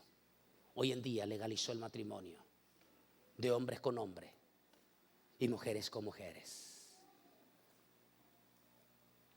Hoy no sé si la hermana que está grabando si es de la iglesia, ¿verdad? Sí, ok. Yo quiero decirles una cosita, porque yo sé que esto es muy delicado ahorita este tema, porque estamos llegando a eso, ya estamos llegando a eso. Esto está eminentemente delicado. Wow. En el 1998 dije en Austin, en una conferencia en la Universidad de Pastores, dije, pastores, si ustedes no cambian la constitución de declaración de fe de su iglesia, van a tener problemas en sus iglesias. Si ustedes no ponen una cláusula en su declaración de fe donde diga, en esta iglesia el matrimonio se reconoce entre un hombre y una mujer, van a tener problemas en el futuro. Ya están los problemas. En estos momentos, a como está la cosa, ¿sabían ustedes, y escuchen los pastores que les voy a decir, sabían ustedes que este mensaje ya no lo podemos predicar al aire libre? Como mañana en este lugar donde vamos a ir, ya no se puede predicar este mensaje. Podríamos ser demandados. Ahora, hasta el momento en Estados Unidos, este mensaje solo se puede predicar dentro de una iglesia. Y aún así el pastor podría ser demandado por homofóbico. Es decir, que ahora decir públicamente que el pecado, que el homosexualismo es pecado, lo pueden acusar de homofóbico. Y todavía no nos damos cuenta que Cristo viene. Ahora, esto está tremendo, mire para dónde va, mire para dónde vamos aquí en este momento. Esto está llegando a niveles impresionantes, lo que está sucediendo en estos instantes. Yo quiero que ustedes me lean esto, pero no se detengan en la parte media, léanlo hasta el final, léanlo todo en voz alta. Y si no sé si allá en el patio también tienen pantalla que lo pueden leer, léanlo todo en voz alta, léanlo, por favor, léanlo.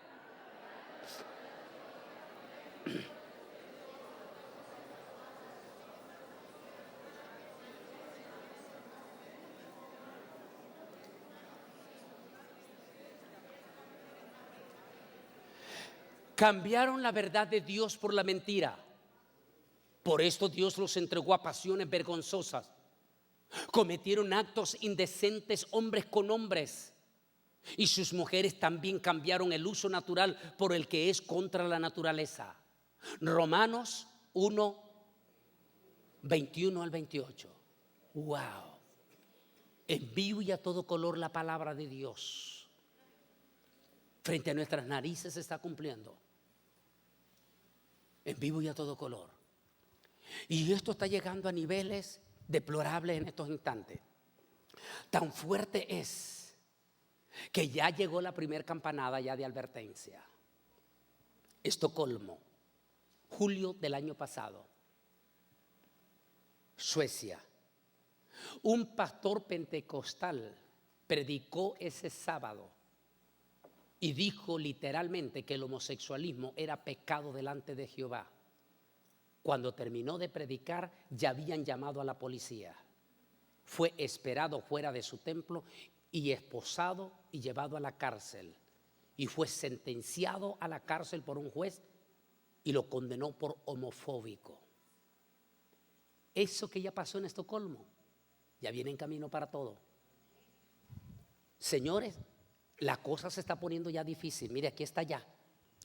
Dice, según informe de la agencia Ecumenical News International, el pastor A. Green, miembro del movimiento pentecostal ha sido sentenciado a 1 mes de prisión por describir la homosexualidad como anormal, un horrible tumor canceroso en el cuerpo de la sociedad, durante un sermón en el que explicaba las claras enseñanzas evangélicas sobre la homosexualidad, especialmente en el pasaje paulino de 1 de Corintios 6:9.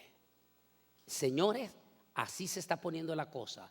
Tan fuerte está esto que ¿sabía usted que la asociación de Boy Scout fue creada por un fundador? Su fundador era inglés evangélico y por casi un siglo ha sido considerado una organización conservadora.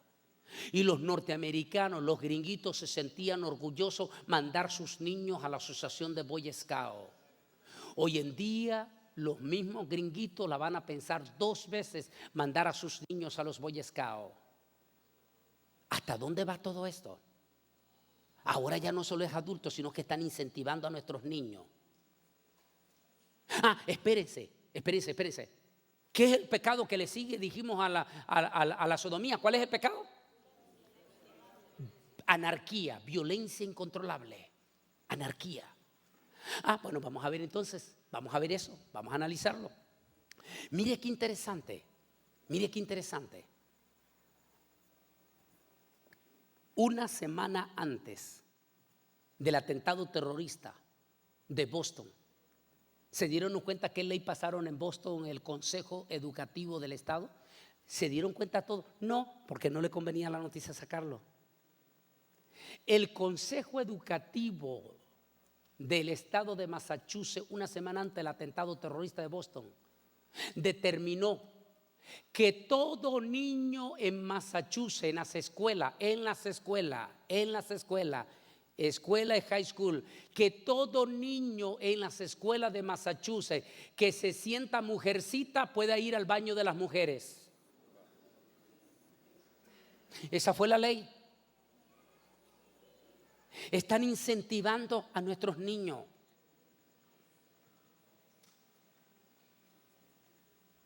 ¿Y cuál es el resultado que hemos visto de todo esto en estos momentos? Una violencia incontrolable. Espíritus de violencia se han desatado sin precedentes desde el año pasado. Balacera tras balaceras, masacres. Desde Aurora, Colorado, en Denver, Colorado, aquel joven brillante que viene y masacra y mata a 13 personas y dejó lisiado de por vida a más de 52 personas y arruinó para siempre su vida. Desde balaceras en diferentes malls hasta este joven que hasta hoy en día nos impactó a toda la nación nos impactó este espíritu de violencia. Ese joven de Conérico primeramente asesina a su madre. Y después de matar fríamente a su madre, se monta en un carro y se va a una escuela. Y asesina a 20 angelitos de Dios. 20 angelitos. Entre 6 y 7 años. Silenció aquellas sonrisitas y aquellas miradas tiernas. No hubo una sola persona en Estados Unidos que no derramamos una lágrima aquel día. Pudimos ver en la televisión a políticos que decían: ¿dónde está Dios? ¿Por qué Dios? ¿Por qué Dios nos está haciendo esto? ¿Por qué Dios nos está haciendo esto? ¿Qué dijimos que sigue al pecado de la sodomía? ¿Qué dijimos que sigue? Espíritu incontrolable de violencia. Estamos viendo una violencia que sobrepasa todo entendimiento. Crímenes horrendos, crímenes espantosos, crímenes horroríficos, terribles. Hay un estudio que yo menciono, algo tal vez fue profético, Dios lo sabe porque lo hice en el 2011, se llama La Mujer y el Dragón, donde por primera vez estoy hablando de los extraterrestres y estoy mencionando en ese tema que espíritus de violencia parecen que estar a punto de ser enviados a la tierra y van a desatar cosas horripilantes. Es como que si ya estamos recibiendo esos espíritus. Porque no hay explicación sobre la violencia horrible que estamos teniendo. Violencia, crímenes horrendos como eso que pasó con esto de Massachusetts. Imagínense en ese momento aquel niño de 8 años. Quiero hablar de eso, aquel angelito de Dios de 8 años. Para todo niño en esa edad, su padre es su héroe. Hace que aquel niño esté en la meta final porque su padre viene participando en la carrera. Cuando su padre está entrando a la meta final, el angelito de Dios se le zafa a su mamá y se lanza para ir a recibir a su héroe, a su padre. Cuando va al abrazo, explota la bomba. Qué doloroso. Cuando aquel padre despierta, no solo despertó sin sus dos piernas, sino que despertó con la triste noticia que su angelito de 8 años ya no existía. ¿A qué clase de espíritu de violencia nos estamos enfrentando? ¿A qué clase de cosa horrible nos estamos enfrentando? Sacaban las noticias de dos madres que desgarraban su corazón en El Salvador. 2 madres evangélicas, que aún los evangélicos, como nos hemos vuelto insensibles, no nos importa. Y sacaba la noticia en Primer Impacto, aquellas 2 madres evangélicas, cómo derramaban su alma, porque sus 2 jovencitos venían de una vigilia.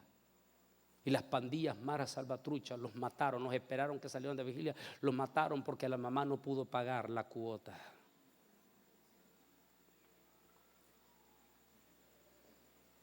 Esas son las cosas horrendas que estamos viendo. Espíritus de violencia sin precedentes. Y un homosexualismo que no se para. Que cada día más, ahora ya es legal. ¿Sabían ustedes? También California, pero sobre todo los estados del norte, Nueva York y todo. Yo no sé si el pastor Luis tiene, y si lo tiene le voy a recomendar que lo haga. Nuestros pastores, igual en Texas, pueden registrarse con el Estado y reciben licencia del Estado para casar. Es decir, que el pastor ya es legal civilmente para casar. Esto es peligroso ahora, porque si el pastor tiene licencia del Estado para casar y viene una pareja de gay y ese pastor se niega a casarlo, va a ser demandado legalmente. Así es que si hay algún pastor que tiene licencia del Estado, mejor renuncie a esa licencia, porque hasta este punto estamos llegando ya.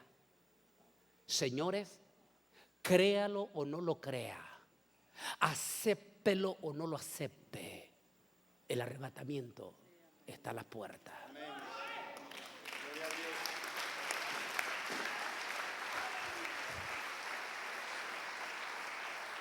Cada 40 segundos se está desatando, una persona se está suicidando. Cada 40 segundos. Así es que Sodoma y Gomorra y la generación de Noé ya está cumplida en estos momentos. Si todo esto se está dando en su crudeza, pastores evangélicos declarándose a favor del matrimonio gay, cantantes idolatrados por ustedes, les aseguro que si voy a su carro voy a encontrar CD de esos cantantes idolatrados de ustedes. Gay o bisexuales. En Houston cambiaron, no puedo decir nombre porque no se puede, cambiaron a un pastor por pederasta para poner a otro pastor gay, solo porque es famoso como cantante. Así que esto está profundo. Esto está profundo. Porque la venida del hombre será como en los días de Noé. Comían, bebían y se daban en casamiento y nadie entendió hasta que vino el diluvio y los destruyó a todos. Así será la venida del Hijo del Hombre. Como en los días de Sodoma, comían, plantaban, es decir, un materialismo infernal con aquel espíritu de sodomía. Sodoma, dicen los expertos, en aquel entonces era la metrópoli del Medio Oriente. Era la ciudad de aquella época conocida como la ciudad del pecado. En otras palabras, era Las Vegas de aquella época. Donde recuerdan que ayer les mostré que Israel estaba exactamente en el medio de los 3 continentes, el puente. Así es que allá a Sodoma bajaban los africanos, los asiáticos y los europeos millonarios. Por eso Sodoma era una ciudad rica, era una ciudad turística, era una ciudad donde había licencia para pecar. Y eso hizo que ellos se llenaran de soberbia y se depravaran, como Las Vegas hoy en día. Y Sodoma no le importó el temor a Dios. Pero hubo un hombre en Sodoma. Un hombre en Sodoma. Ese hombre, muy poco se habla de él y casi muchas veces muy poco oímos prédicas acerca de ese hombre. A veces más bien escuchamos prédicas negativas acerca de él. Pero muy pocas veces escuchamos mensajes de bendición de lo que fue la vida de ese hombre. Lo que fue la vida de ese hombre.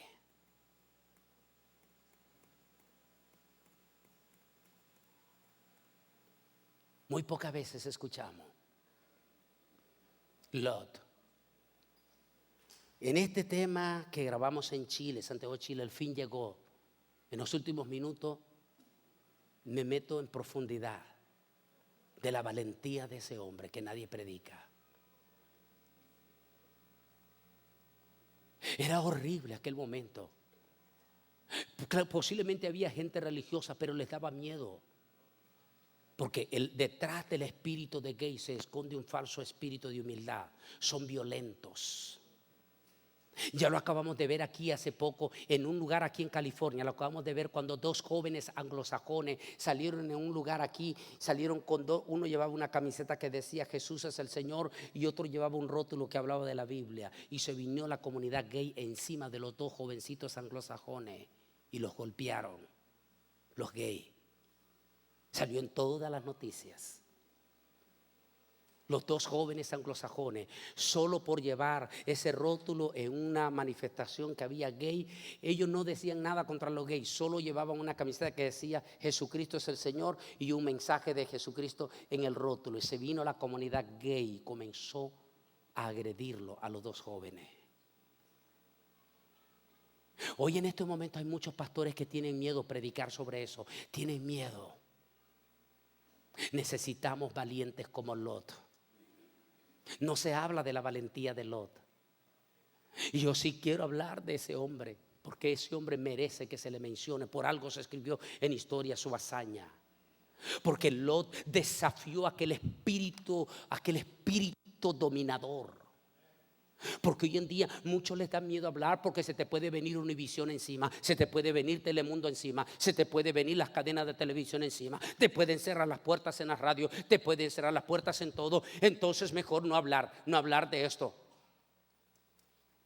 Pero Lot no le importó toda esa presión y Lot se puso al frente a defender la verdad del Señor y recibió a los mensajeros de Dios en su casa y defendió esa noche con un espíritu evangelista. ¿Cómo evangelista? Lot se dio cuenta que llegaba. Lot se dio cuenta que el juicio era inevitable, que ya llegaba. Entonces dice la Biblia, lo que toco en este tema, al fin llegó. Dice la Biblia que Lot desesperadamente hablaba esa noche con su familia. Él sabía que el juicio era inevitable y habló con sus yernos, habló con la familia de su esposa, habló con los tíos de sus hijas, con sus cuñados, habló con todo e insistía Lot esa noche para que se arrepintieran. Y los ángeles detrás de Lot le decían: Lot, escapa por tu vida. Mi hermano, métete con el Señor. Habla con tu familia, habla con tu hijo, habla con tus hijos, habla con tu cuñado, habla con tu yerno, habla con tu nuera, habla con todos y dile, escapa por tu vida porque Cristo viene pronto.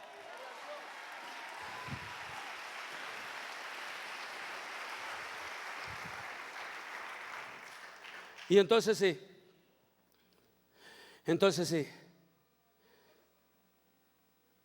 esto muy pronto va a pasar. Mi pregunta es, ¿cuánto nos queda? ¿1 año? 2 años? ¿O este año? Solo Dios lo sabe. Pero lo que estamos viendo no va para atrás. Estamos en un desenfreno. Cristo viene pronto. Algo va a pasar. Algo muy grande va a pasar. Y va a ser muy pronto. Más vale que ganemos a la familia. Más vale que tomemos en serio esto. Esto no se va a detener. Ya ustedes vieron en California. California se acaba de convertir en el más reciente estado. Pelearon la batalla ante la Corte Suprema. La ganaron. El voto de los californianos no valió para nada. Y así está. Y así va para El Salvador, y así va para Centroamérica, Suramérica, así está allá. Esto está en desenfreno. ¿Dónde se ha visto que nuestra administración está nombrando embajadores abiertamente gay para que obliguen a esas naciones a que aprueben las leyes de gay? Señores, más claro no puede estar las señales.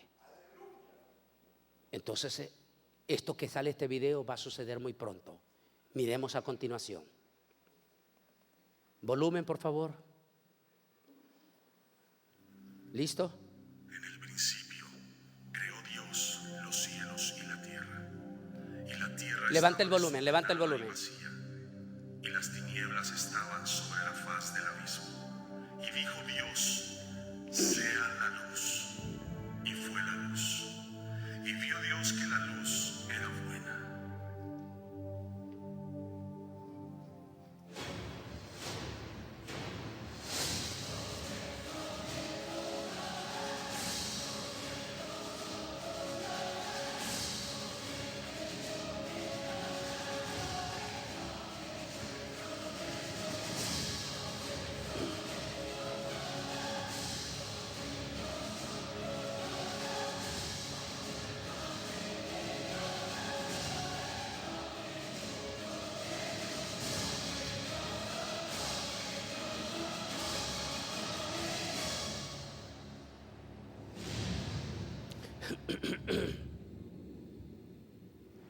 Jesucristo regresará por su iglesia. La Biblia dice en Mateo 24:42: velad pues, porque no sabéis la hora en que ha de venir vuestro Señor.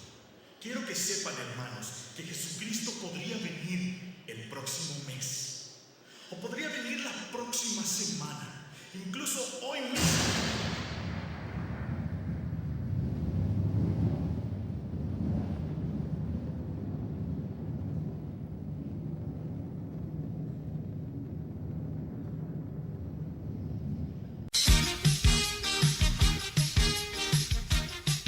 Transmitiendo el mensaje reconciliador entre Dios y los hombres. Esta es